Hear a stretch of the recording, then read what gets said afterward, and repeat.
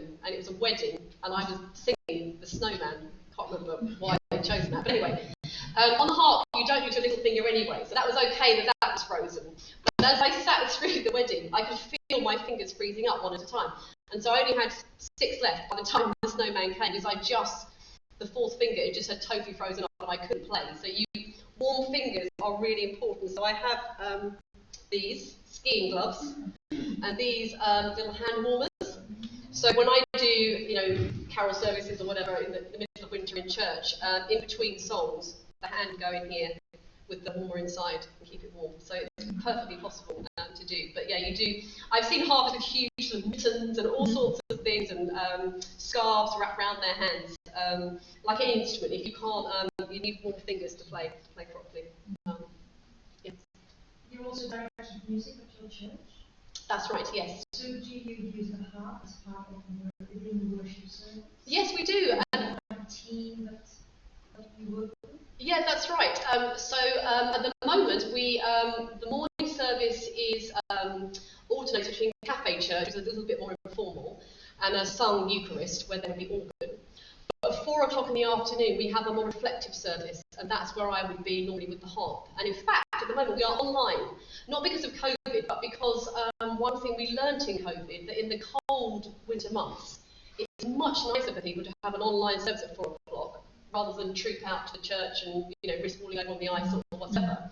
So this service has been outside in the churchyard, it's been in the church, and at this time of year, and I think we'll always do this, we put it online. So at 4 o'clock, if you just look up Lucy Bunce, you would find the church, and you would find it. And of course it's lovely because Facebook and YouTube, they record it, so it's there, isn't it? You can look at it any time, day or night.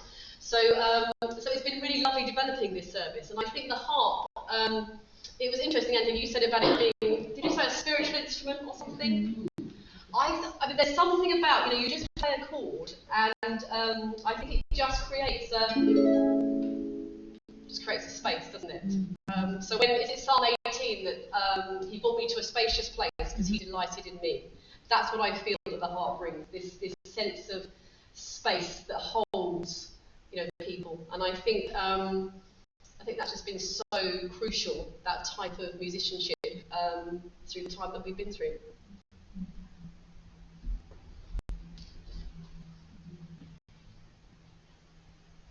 Any questions?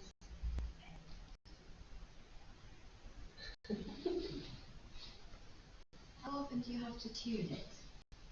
How often? Well, I have to tune it every time I was doing a concert or a service, but modern harps do stay in tune very well. So if I was at home, I would just sit down and start playing it would be fine. Obviously it's been in the car here tonight. If I played it without tuning it, it wouldn't be horrendous. It would be absolutely fine. There'd be the odd string that's a bit pitchy.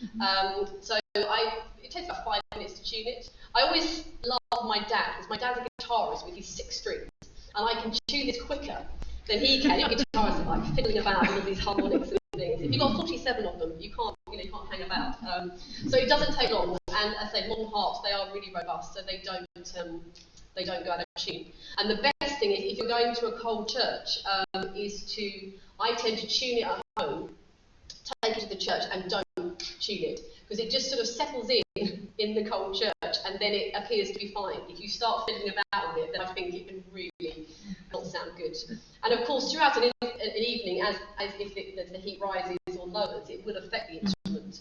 But as I say, modern ones are pretty robust. What kind of reaction did you have with people in the NHS when they've actually heard that song that you wrote? Yeah, on my website there's lots of really lovely pictures that people sent me, literally of them in their scrubs and what have you, sitting with the headphones in. And there was a lovely testimony from a couple of nurses. Now, where were they? I think it might have been Norfolk, but don't quote me. And they decided they would listen together to this before their shift started. So they're sitting, the appropriate distance apart. And they said that before they started listening, the phones were going bananas, etc., etc. And for the whole 2.5 minutes of the song, the phones didn't ring once.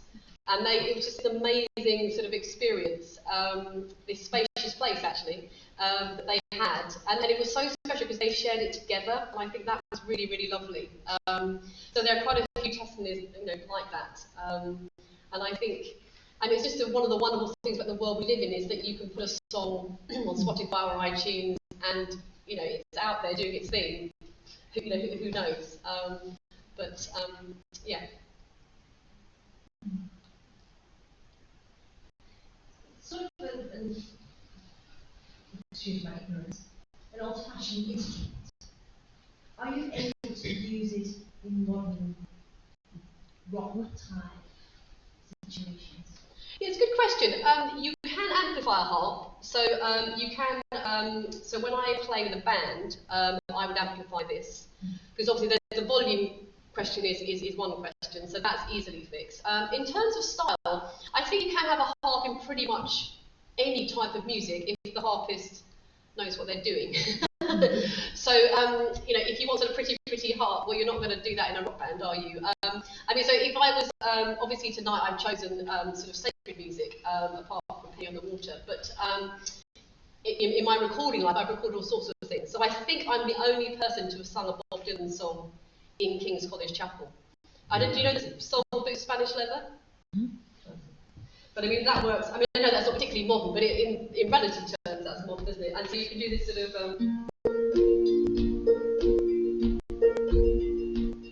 I'm sailing away, my own true love. I'm sailing away in the morning. Is there something I can send you to remember the time where I'm going? I actually played with a percussionist, and he says that the rhythms that fit best in my harp playing are hip-hop rhythms.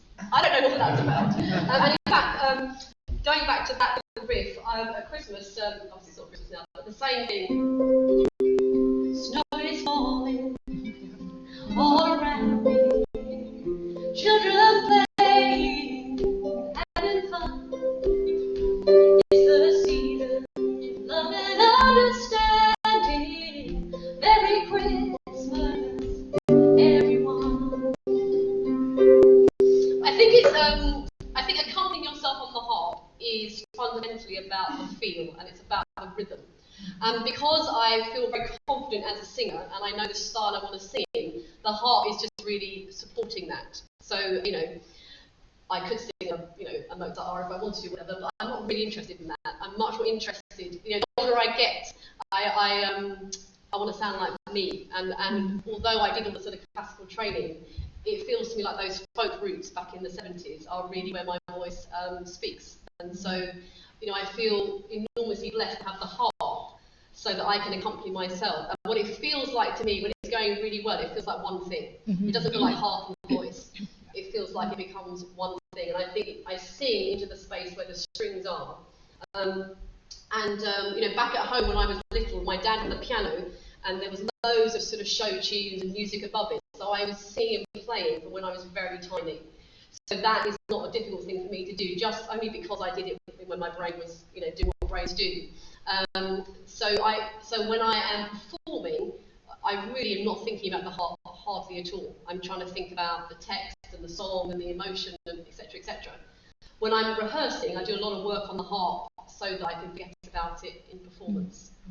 So it's just it's a real joy to be able to accompany yourself, and it means you're self-contained and you can go places and you haven't got to rely on somebody else. It makes it really hard for somebody else to accompany you because obviously they are not the same person as you, so it's never going to be quite as well together as when you're doing the whole thing yourself. But yeah. Shall I sing something to finish, do you think? Yeah. Is that a good plan? Unless there's any other burning questions. Does your harp bring you closer to God? Say again? Does your harp bring you closer to God? Does my heart bring me closer to God? Well, I think that's a really good question. I've never been asked that before. I think I would say that what I love to do is sing and play the harp. So it's those two things together. So only thing I can do in life is forget to eat, which is a sure sign that I'm really enjoying it. So I think, the sense of God's presence that comes sometimes when I sing and play the harp. So it's not so much the harp, it's the singing with the harp, it's the two together. You know, if you want to listen to a solo harpist, it wouldn't be me. If you want a harpist to play the Mozart boon harp or play in an orchestra, that's not really my thing. I'm interested in the singing with the harp. Yeah.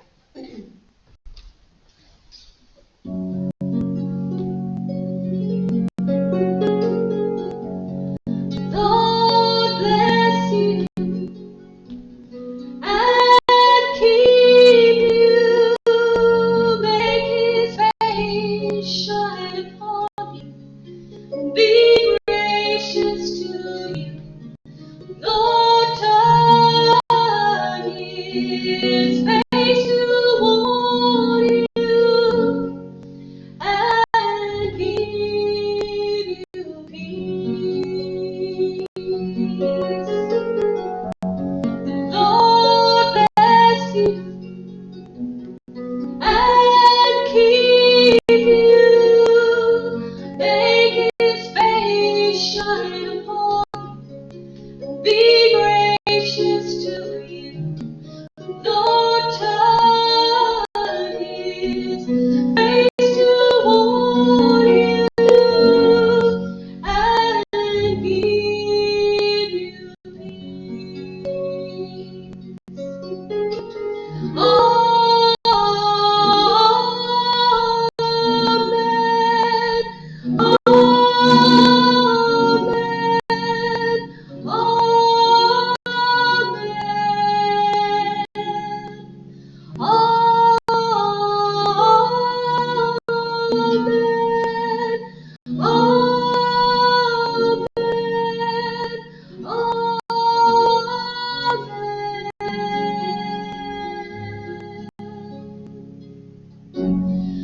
Lord bless you and keep you, make His face shine upon you, be gracious to you. Lord, turn His face toward you and give you peace. Lord, turn His face toward you and give you peace.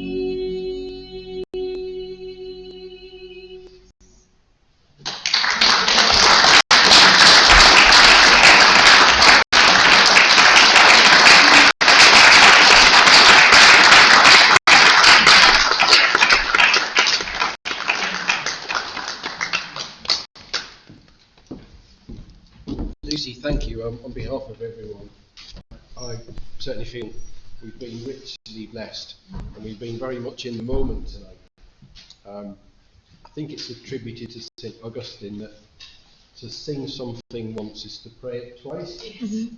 And we've been well prayed over, I think, tonight.